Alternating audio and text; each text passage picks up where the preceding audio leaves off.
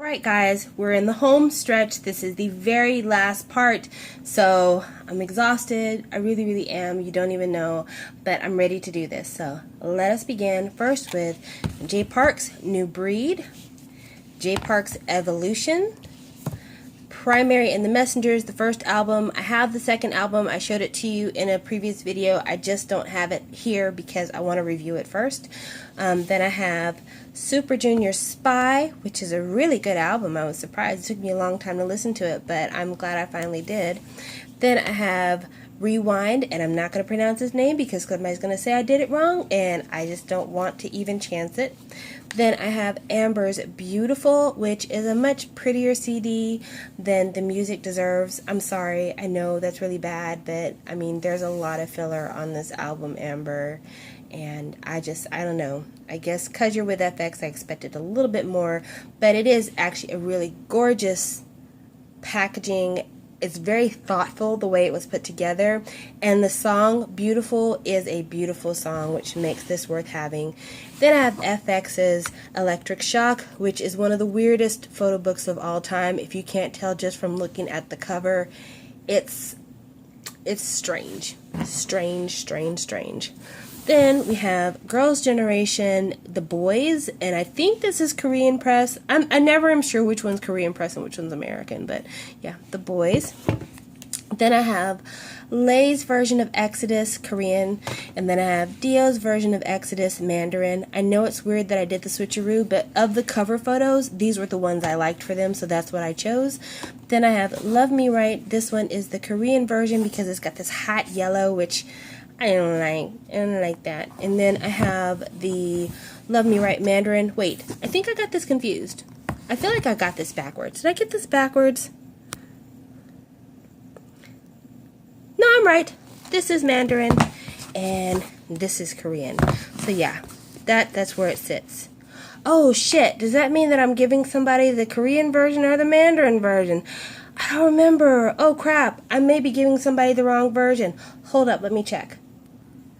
Nope, I was right. I'm giving him the Mandarin one. Oh man, I scared myself for a second there. I'm not buying any more of these double copies. I know I've done it in the past, and continuity-wise I should keep doing it, but I'm not buying any more of these double copies because it's too confusing. It's too confusing. But let's look at some more music. Okay, we're down to the last parts of my shelf, and we're going to start with You Kiss's Mono Scandal, which I really like the single for this. Don't Tease, Don't Play, I can't remember. Anyway, whatever it was, I thought it was a hot single, but it's a really flimsy packaging. It makes me sad. Then I have Too Big's Back to Black, which if you don't ever buy anything by Too Big but one item, please buy this. I think you'll enjoy it if you like really good R&B singing because they are amazing vocalists. You should see some of their covers they do of English songs on YouTube. They're very talented. Then I have 15 Ann's Sugar, which I got this on the advice of Ghost Rules 3129, and I am so glad that he told me to get it because this is a really great CD, and also just talent-wise, these girls got it. It just sucks that JYP isn't exploiting their talent more because they should be doing more than they're currently doing. And I love, I think it's Jimin from this group, has that song Hopeless Love. I love that song. Then there's Troublemaker by Troublemaker. This is the only one I have, but I'm so glad I have this because the song Troublemaker was my ringtone on my phone for a long time. So this actually is a very nostalgic item for me to have. Next we have What's Up's Nom Nom Nom, which has a really cute photo book. I like the Showtime photo book styling a little bit better, but still this is a really cute photo book, and I hope that What's Up comes back. I don't know if Showtime did well or not, but I feel like they're improving, so hopefully their company will bring them back for a third offering. Next we have T-ara's Black Eyes, and I have to be careful to enunciate that because I always want to call this album Black Eyes, and that's not right. So there's that. And then this is T-ara's Volume 2 Timtastic, which was given to me by Ads Power because again, he is the best person ever. Love him. It's awesome. And then T-ara's Roly Poly in Copacabana. And then T-ara's Sexy Mouse, Don't You Know? I love this song so much. And I have Funky Town coming.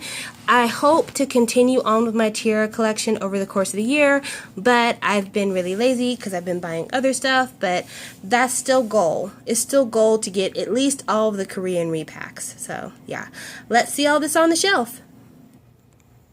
So this is everything back on the shelf, and as you can see, there's really only one layer of CDs here. There's plenty of room to add more stuff, which is exciting because I hope that my collection will grow. Now I'm going to show you what I call the extras because they're not on the shelf because I'm hoping to be divesting myself of them soon. So I'll show you that stuff right now. So this is all stuff I'm not keeping for one reason or another. I'll explain when I show it to you. But yeah, it doesn't mean that these are bad things. They're just not for me to keep. So let's get started. First, this is my second copy of Rain's early work. The reason I have 2 copies of this is because I actually had 3 copies at one point. I had a copy that came in the mail, and it came with no discs in it. And I ordered it from Amazon. So the seller that I ordered it from was like, I don't know if I have another one, I'll have to get back to you. And I was afraid I wasn't going to be able to get it, so I ordered it from another seller.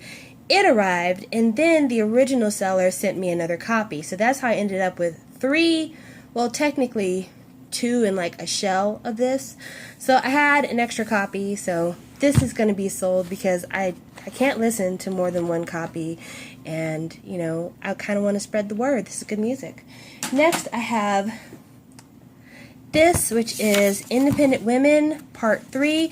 This is missing 2 pages, 2 of the men pages. I got this from somebody on YouTube who was a scam artist. They ended up stealing like almost $30 from me, and that is the reason why I always say never send friends and family unless it's somebody that you personally know and have bought from several times in the past and trust. And even then, not for big amounts, for small amounts only. But yeah, this was sold to me by a scam artist who took my money, and it's missing some pieces, so I'm going to sell it, but for like really cheap, because there's no reason to ask somebody to give me a whole bunch of money for something that's missing pages. That's crazy. Next, we have 2NE1 second mini album. This is being sold because, like I told you guys, I have a first press now, so I really don't need 2 copies. So this is being sold so I can find another loving home. Then I have this album, which I've never shown you guys before. This is Hotshot's first mini album. Hotshot has a single, a mini album, and a mini album repackage. And I wasn't planning on selling this at first because I liked Hotshot. Oh, I liked the single from this, which was it Watch Out? What was the single on this? Yes, Watch Out. I liked the single on this. But then, not even like a month later, I guess, they did a repackage, and personally, I don't think I've ever heard of a repackage of a mini album. I've heard of repackages of full albums, but repackage of mini album that close, and this was basically a repackage of the single. I was just like, you know what, I can't keep up, and it's frustrating to me, so I'm going to go ahead and let this one go. So yeah, this is for sale. This is an M-Wave signed copy, and you know, it's decent. It's okay. I'm not fond of a lot of the hair looks for this group, but I think they're talented boys, and I wish them the best. I just know that this is not for me to keep. I've listened to the CD, but I've never looked at this more than maybe a couple of times. Next thing I'm not keeping, and I feel really bad for because this was given to me by somebody very sweet. It's A Pink Secret Garden.